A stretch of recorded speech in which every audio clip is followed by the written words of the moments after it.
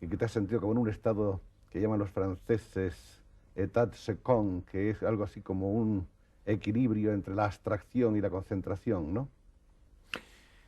Sí, mira, tu pregunta contiene un montón de cosas, pero la podemos sintetizar un poco. Bueno, es partiendo de la noción de horario, ¿comprendes? No No. tengo ninguna noción de horario, me resulta insoportable. Nunca he querido, en la época en que tenía que ganarme la vida con algo que nada tenía que ver con la literatura, nunca aguanté los horarios. Siempre me busqué un tipo de empleos que supusieran 2 o 3 horas de trabajo a lo sumo, aunque te pagaran muy poco, porque luego después salías a la calle y eras tú, ¿no? Entonces, en el trabajo literario es lo mismo.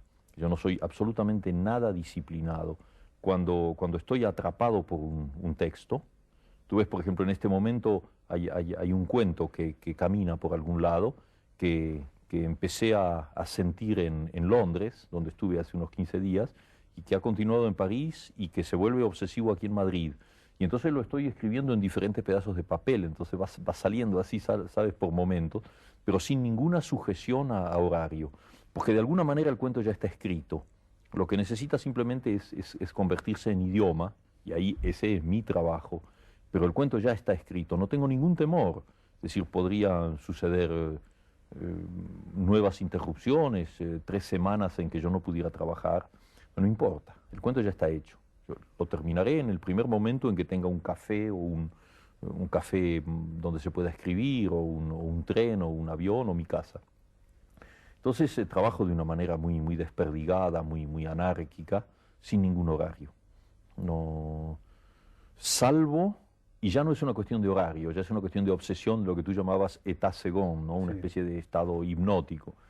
Salvo cuando estoy llegando al punto central de lo que quiero decir, porque en ese momento yo soy un poco la víctima de lo que estoy haciendo, soy poseído por lo que estoy haciendo, y fíjate, cuando todo el final de Rayuela fue escrito en condiciones físicas tremendas, porque yo me olvidé del tiempo. No sabía si era de día o de noche, y me acuerdo que mi mujer venía con un tazón de sopa, o me decía, bueno, hay que dormir un poco, ese tipo de cosas, durante varias semanas. Pero antes de eso, habían pasado 2 años en que yo no había hecho nada, escribía cosas sueltas, así, un capítulo, otro. Y luego hay un momento en que todo se concentra y ahí tienes que terminar. Pero no es una noción de horario, sino una noción de obsesión, de concentración.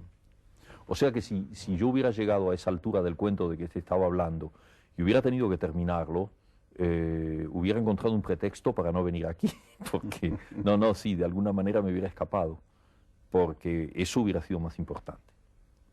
Por suerte no lo Me era, siento porque muy feliz de que estoy, no no, se y, haya y producido. yo también estoy muy feliz, no contigo, sino contigo y con Y con, tantos más así invisibles y y con tus presentes. lectores y amigos. Sí, los amigos sobre todo. Vamos a seguir porque el tiempo se nos marcha, vamos a seguir hablando de la obra. Bueno, a todo esto se ha producido ya el autoexilio de Julio Cortázar, disconforme con el peronismo, se viene a Europa. Ese es un viaje curioso porque es un viaje que yo creo en cierto modo había soñado varias veces Julio, lo intentó una vez a los 18 años con unos amigos, parece que se quería venir en un viaje de carga, fracasó el intento, pero por fin eso se produjo. Viene a Europa, creo que una de sus primeras ideas en ese viaje es precisamente desembarcar en Barcelona para reencontrarse con el clima de su infancia, Con el Parque Güell. con el Parque Güell sobre todo. Y se instala en París. Yo no sé, durante mucho tiempo Mario Vargas Llosa había descrito la casa en que tú vivías en París, una casa, decía él, que era alta y angosta como tú, atiborrada de libros y con una especie de pizarrón lleno de lo insólito cotidiano que tú recortas, de periódicos y revistas, de cosas que te llaman la atención y que tienes ahí un poco delante de tus ojos, ¿no? En el Sí, barrio 15, ¿no? y donde en el 15, Sí. donde suceden cosas muy curiosas, ¿ves? Que se refiere ya al mundo de lo fantástico. Me alegra que recuerdes eso, porque me trae una imagen muy precisa. Sí, era una biblioteca que tenía tenía una plancha de madera que la cerraba en uno de los lados. Y era una madera muy fea, muy vasta. Y entonces yo empecé así con tachuelas a fijar cosas. que podían ser reproducciones de cuadros, tarjetas postales, dibujos de amigos o algún dibujo que podía haber hecho yo y que me gustaba en ese momento. Los iba fijando así. Y había, por ejemplo, una fotografía de Louis Armstrong tocando la trompeta, y tú sabes que es uno de mis dioses. Mis dioses están en la tierra, no en otro lado. Y había una serie de cosas que se habían ido así acumulando de lo alto hacia lo bajo, pero a lo largo de un año. Y una noche estaba yo leyendo y miré ese conjunto de cosas. Y entonces te aseguro que tuve miedo, porque vi lo siguiente.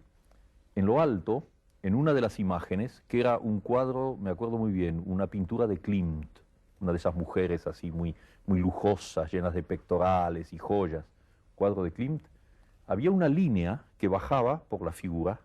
Entonces esa línea se comunicaba directamente con, digamos, un programa de cine que yo había pegado ahí, y la línea continuaba sinuosamente de lo alto hasta el suelo, sin una sola interrupción. Ahora, espero que me crea, Joaquín, Te creo, te creo. porque es absolutamente exacto, y la tontería fue que no hice una foto, pero finalmente, ¿para qué una foto? La foto no hubiera hecho más que dar una prueba material de la cosa.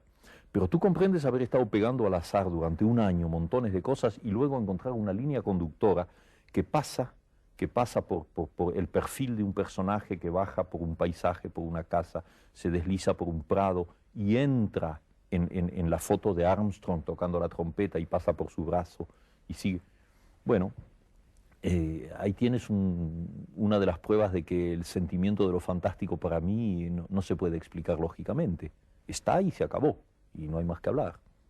De pasada hiciste una alusión a esos dioses tuyos de la tierra, esa afición que ha aparecido en muchos de tus cuentos y de tus obras, que es el mundo del jazz, el mundo del boxeo, en fin, ese mundo un poco que es un mundo fascinante y poco, hasta ahora considerado como poco literario, ¿no? Sí, considerado como poco literario por quienes tienen de la literatura exactamente la idea que no tengo yo, es decir, una idea selectiva, una idea clasista, como Cerrada. se dice en el plano político, ¿no?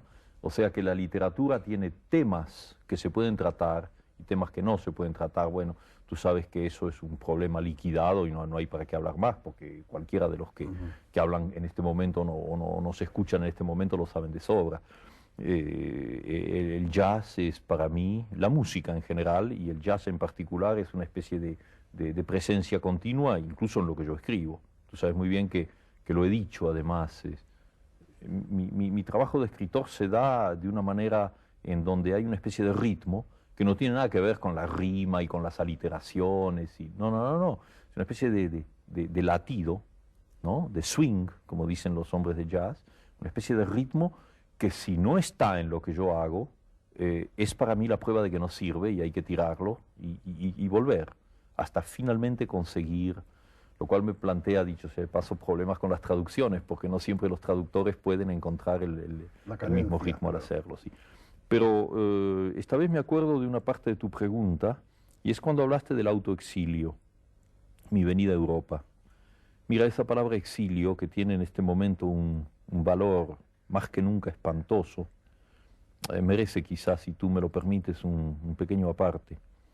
Yo nunca me consideré un exilado o exiliado, nunca he sabido cómo se dice de las dos maneras, por lo visto, tal vez. Yo digo exilado. Nunca me consideré un exilado porque yo me fui de la Argentina porque me dio la santa gana y me quedé en París también por los mismos motivos y volví con mucha frecuencia a la Argentina a ver a mis amigos y ver a mi gran amiga la ciudad, ¿no? O sea, las ciudades son como las mujeres, esas ciudades de las que te enamoras y son el amor de tu vida, y como yo no soy excesivamente monógamo, pienso que se pueden tener muchas ciudades que se aman al mismo tiempo. Entonces esa vuelta a Buenos Aires nunca tenía nada que ver con un exilio. Yo era simplemente alguien que viajaba afuera y vivía afuera y luego volvía.